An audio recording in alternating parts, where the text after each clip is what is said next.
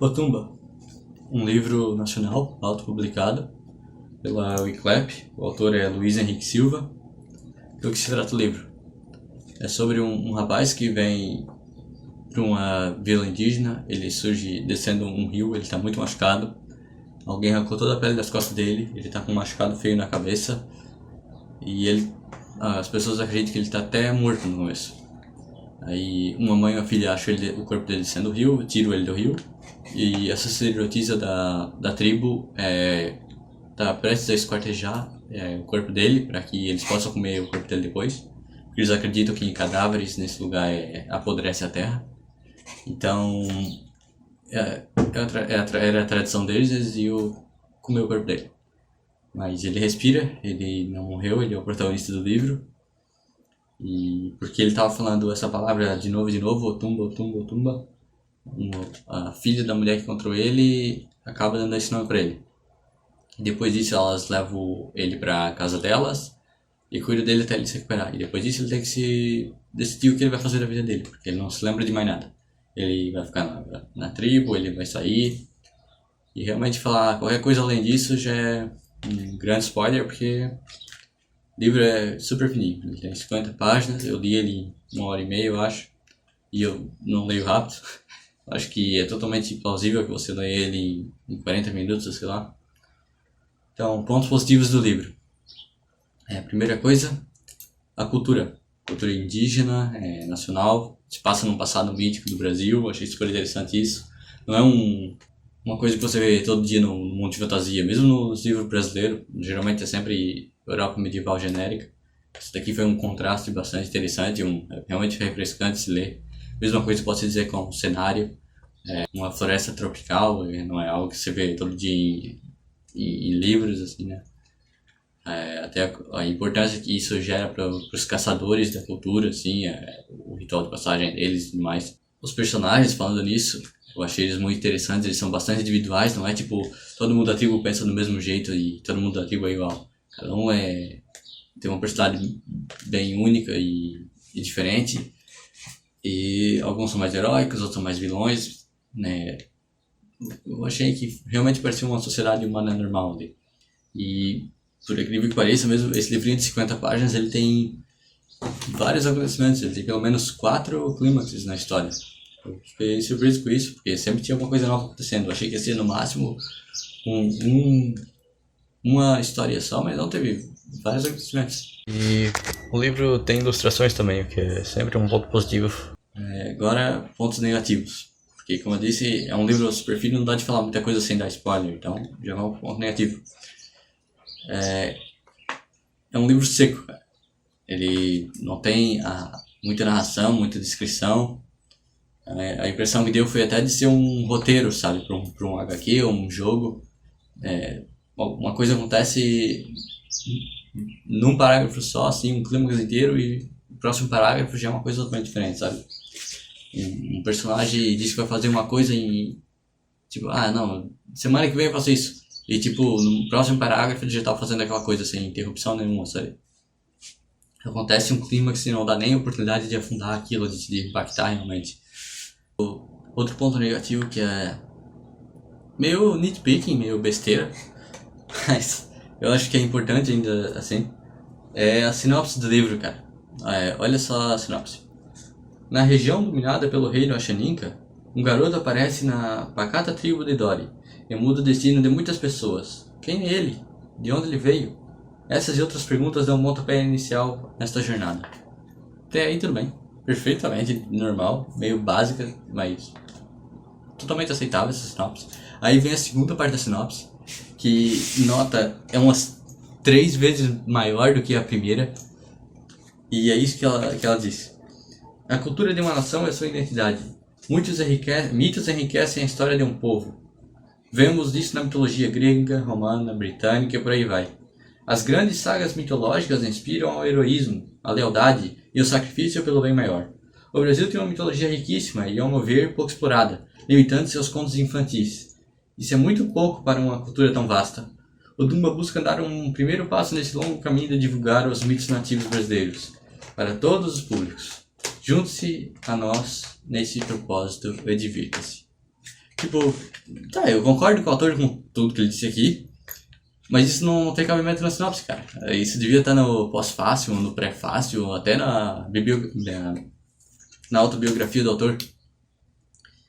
A sinopse tem que falar sobre a história do livro, sabe? Imagina que desconfortável foi pra decidir se comprava ou não o livro, sabe? Imagina você tá na biblioteca ou num site procurando pra comprar e a primeira parte da sinopse não fala muito sobre sequer o tema do livro, então você fica em dúvida e vê a segunda parte da sinopse e a intenção do autor escrevendo o livro. Eu achei que foi uma má decisão colocar esse texto nessa parte do livro.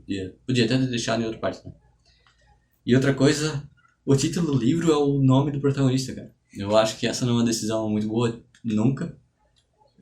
Não fala nada sobre, de novo, não fala nada sobre a história, sobre o tema do livro, nada. A capa é muito boa. A capa é muito melhor do que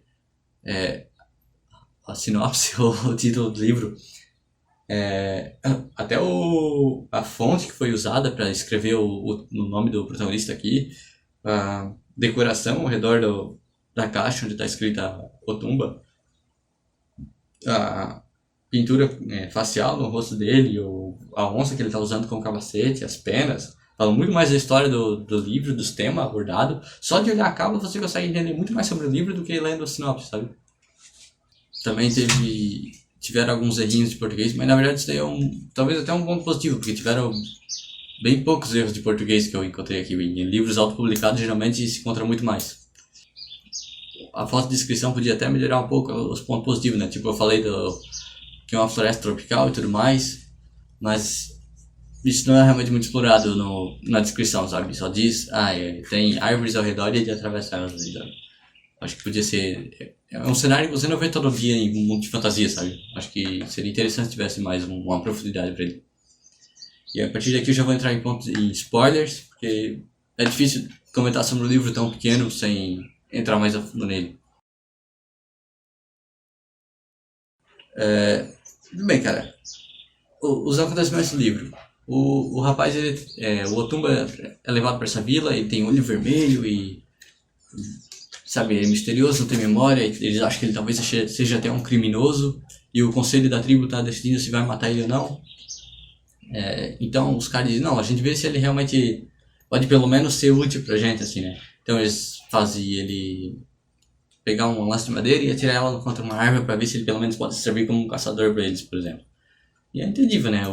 O cara talvez seja um criminoso perigoso o suficiente que arrancaram a pele das costas dele e quebraram o crânio dele e jogaram ele no rio, né? Eles estão meio receosos, não só isso, a sacerdotisa diz que ele devia matar ele e tudo mais. Mas ela é meio que uma vilã no livro, assim, né? Então o Otumba pega essa lança e atira ela contra a árvore e ela se espativa contra a árvore, porque ele é tão forte. E... Só porque isso tudo acontece, tipo, um parágrafo, cara. Tipo, ele atira a lança contra a árvore, ela se explode, as mulheres ficam espantadas, as crianças saem correndo e vai pra próxima, sabe? Era pra ser um acontecimento importante na história, aparentemente, mas não recebeu o devido peso. Novamente, a narrativa ela precisa ser melhor trabalhada, que eu acho que esse livro podia facilmente ter 2 ou 3 vezes o tamanho dele, sabe? Próximo clímax daí... Mas eu ainda gostei dele, sabe? Foi explorando mais personagem, tá? Dá a entender que ele tem alguma coisa especial com ele, sabe? Olho vermelho, super força, misterioso. Mas o próximo clímax eu já não curti, não. Ele tem essa onça ao redor da região, que é essa daqui que ele tá usando como capacete.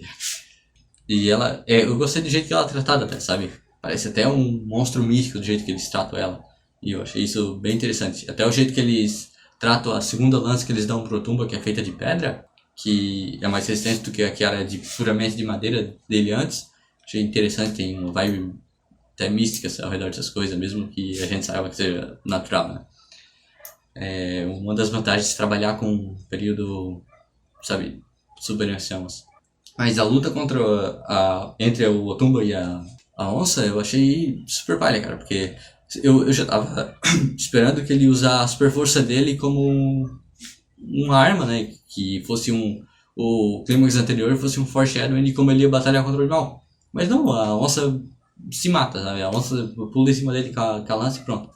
Não teve realmente estratégia, não teve habilidade, não teve força, não teve inteligência, não teve nada pra essa. Ela morreu na sorte. Tipo, imagina se o Smaug, depois de toda aquela história de ter a garganta machucada e ter o arqueiro na cidade e tudo mais, se ele morresse porque ele tivesse um ataque cardíaco, sabe? Totalmente broxante, totalmente anticlimático essa parte da história. Muito bem, a próxima eu já achei muito mais interessante.